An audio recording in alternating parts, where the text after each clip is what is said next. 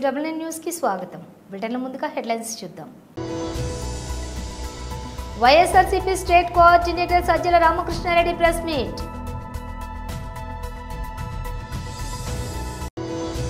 వెన్నుపోటు గొడ్డలివేటు పేటెంట్ జగన్ రెడ్డిదే. పోలిట్ బ్యూరో సభ్యులు వర్ల రామయ్య మీడియా సమావేశం.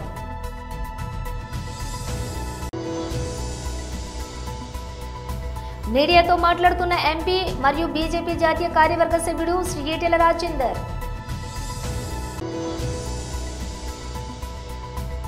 మావోయిస్టులకు భారీ షాక్. 2.5 టన్నుల పేలుడు పదార్థాలు స్వాధీనం. డీటెయిల్స్ చూస్తే YSRCP state coordinator Sajjala Ramakrishna Reddy press meet నిర్వహించారు. నాయకుల మీద, సీనియర్ నాయకుల మీద ఒకసారి రుచి మరిగాక వాళ్ళకి అర్థమైంది కేసు అవసరం లేదు, ఎవిడెన్స్ అవసరం లేదు. ఒక కథ రాసుకుంటే, స్క్రిప్ట్ పక్కాగా ఉంటే ఆ పాత్రలో అంబటి రాంబాబునైనా తీసుకురావచ్చు, విడదల రజనీనైనా తీసుకురావచ్చు, నాగార్జునైనా తీసుకురావచ్చు, ఇంకోరినైనా తీసుకురావచ్చు, ఆఖరుకు జగన్మోహన్ రెడ్డి గారి వరకైనా పోవాలంటే పోవచ్చు అని చూపే ప్రయత్నం. ఆ దిశగా ఏదంటే అది కథలు అల్లుకుంటూ మొదలయ్యారు. ఈ ధైర్యం ఎక్కడి నుంచి వచ్చింది? ఆ రోజు మొదలు పెట్టిన ఇది ఆ తర్వాత ఇక్కడికి వచ్చేసరికి ఇలాగే జరుగుతుంది అనుకున్నాం, వార్నింగ్ ఇస్తూ వచ్చాం, అలాగే జరుగుతూ వచ్చింది. ఇప్పుడు అమాయకుల మీద కూడా పడుతున్నారు. పొలిటికల్ యాక్టివిస్ట్ కాదు, నాయకులు కాదు, సింపథైజర్స్ దాటి ఇప్పుడు సామాన్య జనం మీద, మీ జర్నలిస్టుల మీద ఎవరైతే ఇప్పుడు మనకేం సంబంధం లేనుకుంటున్నారో వచ్చి మా దారిని మేము రాసుకొని పోయి పెడతామంటున్నారు కదా, మీ మీద పడతారు. ఆల్రెడీ అది మొదలైంది. సామాన్య జనం మీద కూడా పడినారు. మా వరకు మేము ఈరోజు వచ్చి ఇక్కడ పరామర్శించాక, జైలుకి వచ్చినాక వింటుంటే నందిగం ఈయన సురేష్ గారి మీద ఇప్పటి 12 కేసులు, సరే కొన్ని డిస్పోజ్ అయ్యాయి, బెయిల్ ఇది వచ్చాక ఆఖరణ ఒక కేసు, తప్పుడు కేసు ఒకటి పెట్టారు, తీసుకొచ్చి పెట్టారు.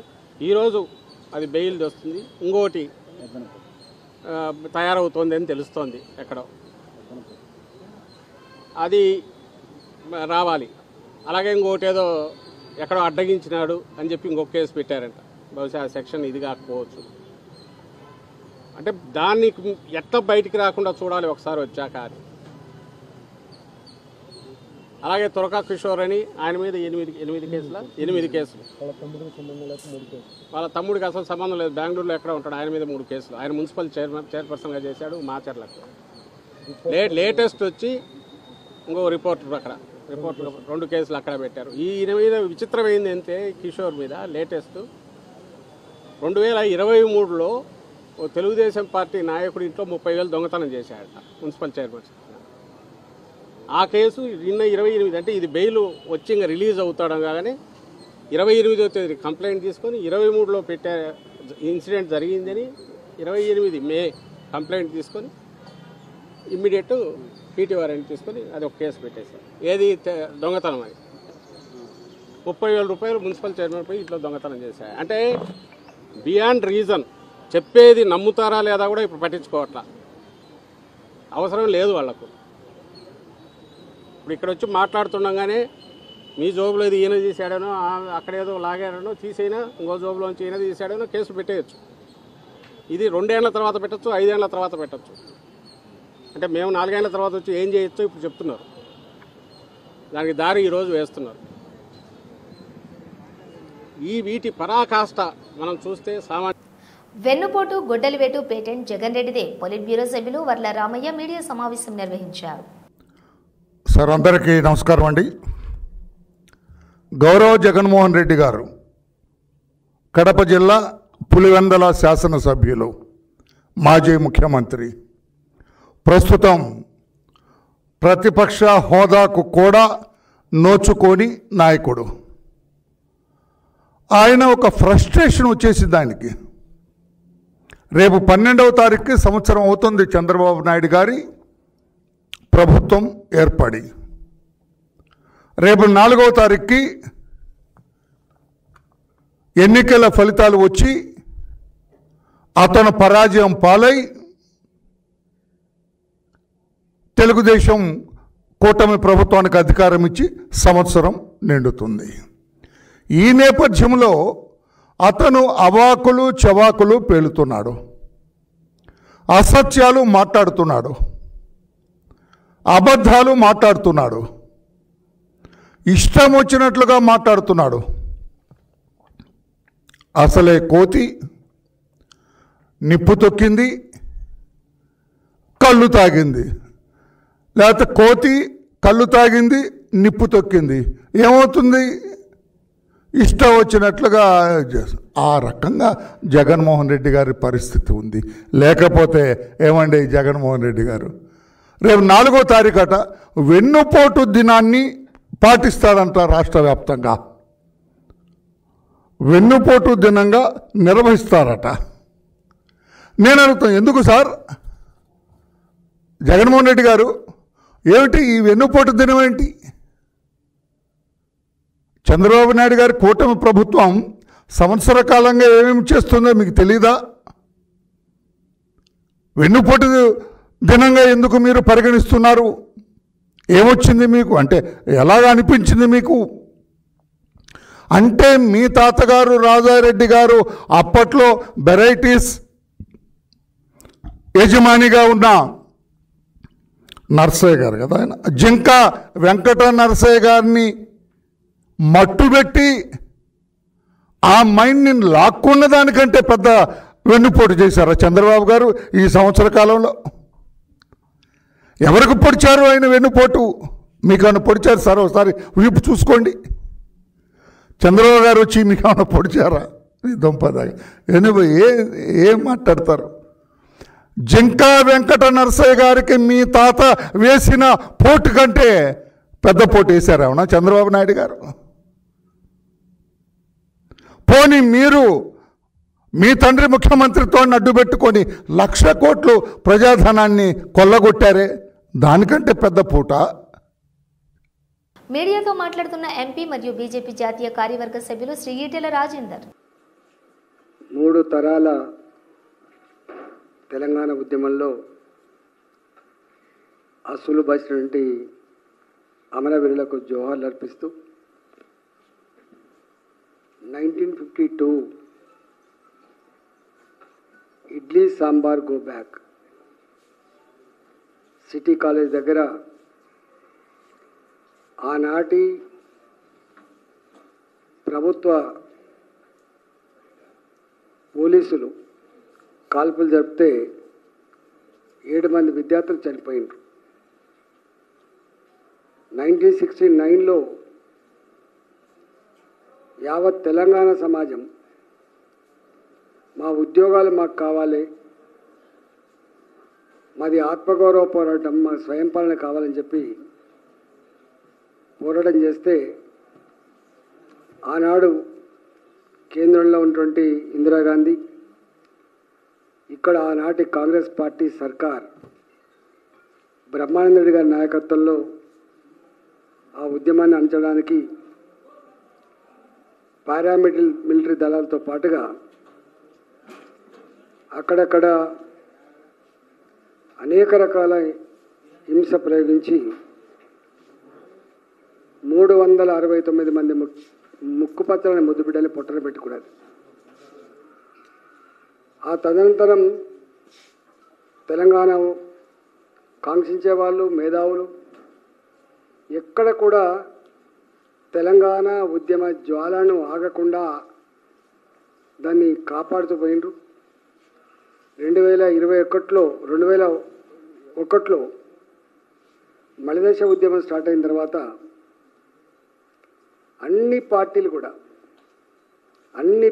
కూడా ఎక్కడికక్కడ సంఘటితమై విద్యార్థుల ఆధ్వర్యంలో జేఏసీగా ఏర్పడి సంవత్సరాల తరబడి ఈ పోరాటం జరిగింది. వందల మంది తెలంగాణ ముద్దుబిడ్డలు అమరులైనరు. వాటి ఫలితంగా రాష్ట్రం ఏర్పడ్డది. ఇవాళ జూన్ 2వ తారీఖు నాడు జరుపుకునే ఈ వేడుకలు ఎవరో ఇష్టం వచ్చింది కాదు. తెలంగాణ ఇంతకుముందు చెప్పినట్టుగా పోరాటం ద్వారా, రక్త తర్పణాల ద్వారా, ప్రాణ త్యాగాల ద్వారా సాధించుకున్న తెలంగాణ. ఈ తెలంగాణ సాధనలో మొదటి నుంచి కూడా ఒకటే మాటతో కట్టుబడిన పార్టీ. ఒడిశా జార్ఖండ్ సరిహద్దుల్లో మావోయిస్టులు భారీ విధ్వంసానికి పన్నిన కుట్రను భద్రతా దళాలు భగ్నం చేశాయి.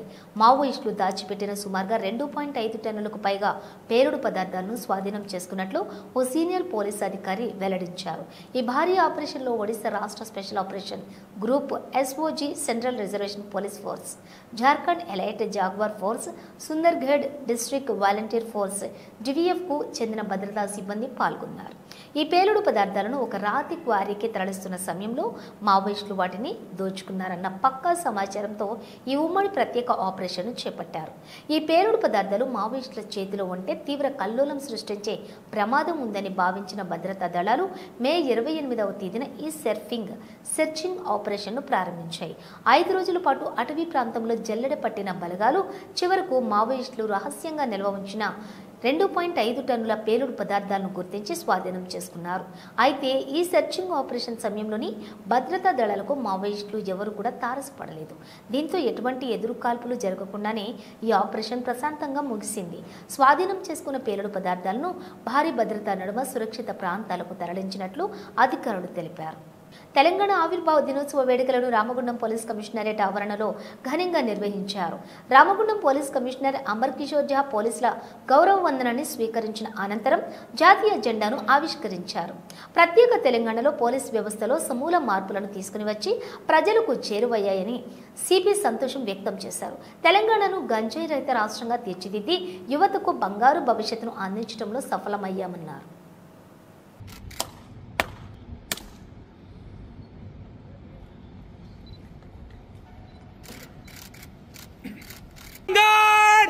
राष्ट्र salute सलामेशस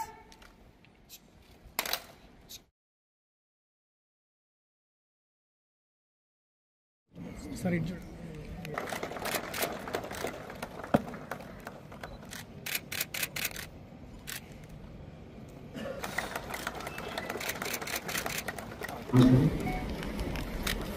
second June Telangana aspiration की रियलाइजेशन डेट ఉంది. ఈ కొత్త రాష్ట్రం మొత్తం 29 స్టేట్స్ లో చూస్తే ఎంత తక్కువ టైంలో ఎంత ముందు వచ్చింది. ఈ అన్ని మన తెలంగాణ రాష్ట్రంకి సక్సెస్ కి కారణం ఇక్కడ ఉన్న జనాలకి పరిశ్రమ. మాకు తెలంగాణ రాష్ట్రం వచ్చినప్పటి నుంచి ఏ పారామీటర్ చూస్తే తెలంగాణ ముందుకు ఉంది. ఇదే విధంగా భవిష్యత్తులో కూడా మనము కష్టపడి పని చేస్తే పబ్లిక్ వెల్ఫేర్ మీద ఫోకస్ చేసి సపోజ్ పోలీస్ డిపార్ట్మెంట్ వైపు మేము చాలా మంచి పని చేసి టెక్నాలజీ ఇంటిగ్రేషన్ ద్వారా పబ్లిక్ సర్వీసెస్ ఎట్లా హెసల్ ఫ్రీగా ప్రొవైడ్ చేయాలి ఆ విషయం మీద ఫోకస్ చేయడం జరిగింది. అదే విధంగా ఉమెన్ సేఫ్టీ తెలంగాణకి ఒక పెద్ద మార్క్. ఫస్ట్ టైం తెలంగాణలో సి టీమ్ ఫామ్ చేయడం జరిగింది. అది కూడా మొత్తం దేశంలో ఫస్ట్ టైం చాలా స్టేట్ నుంచి మన మోడల్ కి చదవడం జరిగింది. సిమిలర్ గా భరోసా సెంటర్ కూడా ఏ విధంగా ఒక బాధితులకి ఇబ్బంది లేకుండా న్యాయం ఇవ్వాలి, వాళ్ళకి భరోసా ఇవ్వాలి, వాళ్ళకి కౌన్సిలింగ్ ఇవ్వాలి, ఆ ఉద్దేశంతో చేయడం జరిగింది. ఇది కూడా రాష్ట్రంలో ఒక పెద్ద అచీవ్మెంట్.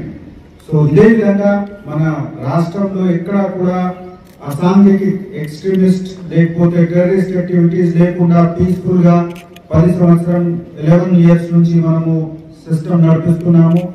పోలీస్ డిపార్ట్మెంట్ తో వేరే సివిల్ డిపార్ట్మెంట్ కి కూడా మనకు చేసిన సహాయం అన్ని పనిలో మనము department civil administration, forest department, excise అందరితో కలిసి మనకు కావాల్సిన అన్ని ఎన్ఫోర్స్మెంట్ వర్క్ కలిసి చేసిన పబ్లిక్ లో ప్రజల్లో చాలా మంచి ఒక భావన ఉంది, మన మీద నమ్మకం ఉంది. అదే విధంగా ఈ కొత్త మనకు వచ్చిన ఛాలెంజెస్ గురించి కూడా మనము ఆలోచన చేసి డ్రగ్ కంట్రోల్ టీం పెట్టడం జరిగింది. ఈ డ్రగ్ కంట్రోల్ టీం ద్వారా సొసైటీలో ఎక్కడ కూడా ఈ కన్జంప్షన్ డ్రగ్స్ కన్జంప్షన్ ఎస్పెషల్లీ గాంజాయి కన్జంప్షన్ లేకుండా మనము చాలా లోతుగా వెళ్ళి ఊరికి వెళ్ళి కౌన్సిలింగ్ చేస్తున్నాము, వాళ్ళకి అవేర్నెస్ క్రియేట్ చేస్తున్నాము. అదే విధంగా ఎక్కడ కూడా మనకు కేసెస్ దొరికినా గట్టిగా కేసు పెట్టి మొత్తం వాళ్ళకి సోర్సెస్ వరకు వెళ్ళి వాళ్ళకి కఠిన చర్య ఇన్ష్యూర్ చేస్తాం. మీ అందరికీ సహకారంతో పోలీస్ డిపార్ట్మెంట్ భవిష్యత్తులో కూడా ఇదే విధంగా మంచి పని చేయాలి. కొత్త రాష్ట్రంకి అభివృద్ధిలో మనము ఒక ఇంపార్టెంట్ రోల్ ప్లే చేయాలి. అదే నా కోరిక. థ్యాంక్ యూ అన్న. సిరిసిల్ల అర్బన్ చంద్రంపేటలోని దాడి చేసి ఓ సర్వేయర్ను పట్టుకున్న ఏసీబీ అధికారులు 15,000 లంచం తీసుకుంటూ ఏసీబీకి పట్టుబడిన ఎల్లారెడ్డిపేట మండల సర్వేయర్ నాగరాజు. ఎల్లారెడ్డిపేట మండలం వెంకటపూర్ గ్రామానికి చెందిన వ్యక్తి నుండి 15,000 లంచం తీసుకుంటూ ఉండగా పట్టుకున్న ఏసీబీ అధికారులు నాగరాజును ఎల్లారెడ్డిపేట తహసీల్దార్ కార్యాలయంకు తరలించి విచారిస్తున్న అవిసా అధికారులు జక్కాపురం మల్లేశం స్థలం కొలిసినందుకు ₹1,00,000 డిమాండ్ చేసి 80,000కు డీల్ కుదుర్చుకున్నటువంటి సర్వేయర్ గతంలో 21,000 నేడు 15,000 తీసుకుంటూ ఉండగా రెడ్ హ్యాండెడ్గా పట్టుబడినటువంటి సర్వేయర్ రమణమూర్తి ఏసీబీ డీఎస్పీ మాట్లాడుతూ వివరాలు తెలియపరిచారు.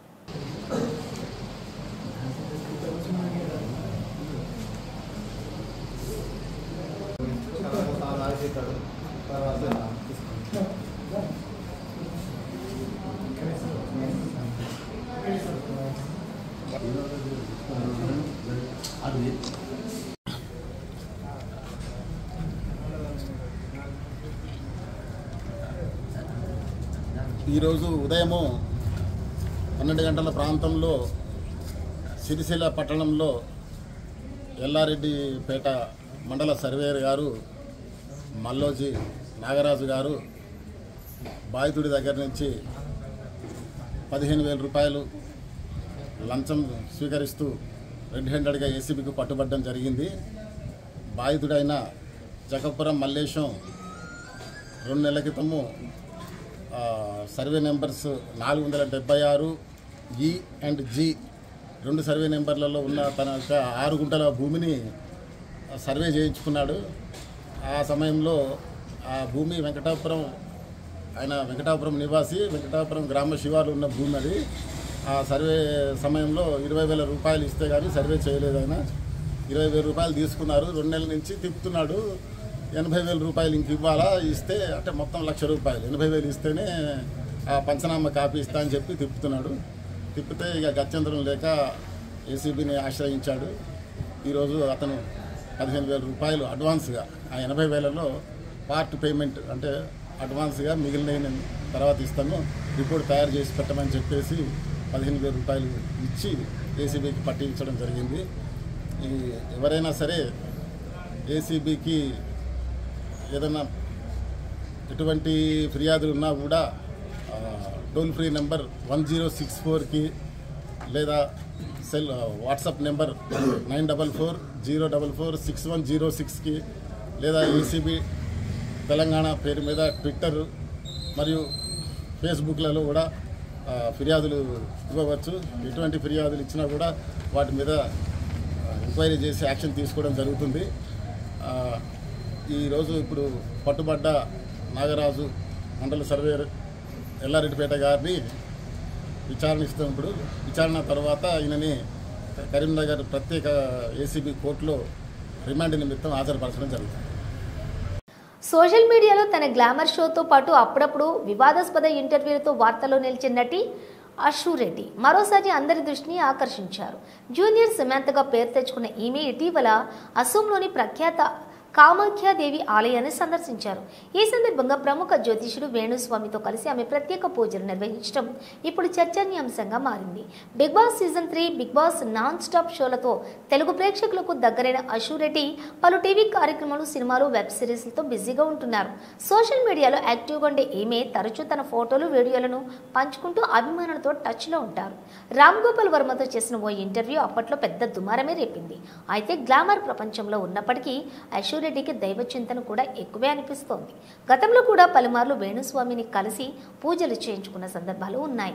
తాజాగా అషు రెడ్డి కామాఖ్య ఆలయంలో వేణుస్వామితో కలిసి పూజలు చేస్తున్న ఫోటోలు, వీడియోలను తన సోషల్ మీడియా ఖాతాలో పంచుకున్నారు. ఇవి క్షణాలు వైరల్గా మారాయి. సెలబ్రిటీల జాతకాలు చెబుతూ వారికి ఏమైనా దోషాలు ఉంటే పరిహార పూజలు నిర్వహించే వేణుస్వామి దగ్గర ఇప్పటికే పలువురి టాప్ హీరోయిన్లు కూడా పూజలు చేయించుకున్న విషయం తెలిసిందే. బులెటిన్ ముగించే ముందు హెడ్లైన్స్ మరోసారి. YSRCP state coordinator Sajjala Ramakrishna Reddy press meet.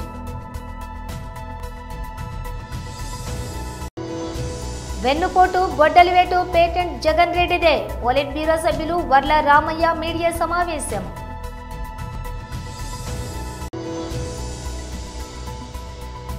మీడియాతో మాట్లాడుతున్న ఎంపీ మరియు బీజేపీ జాతీయ కార్యవర్గ సభ్యుడు శ్రీ ఈటెల రాజేందర్.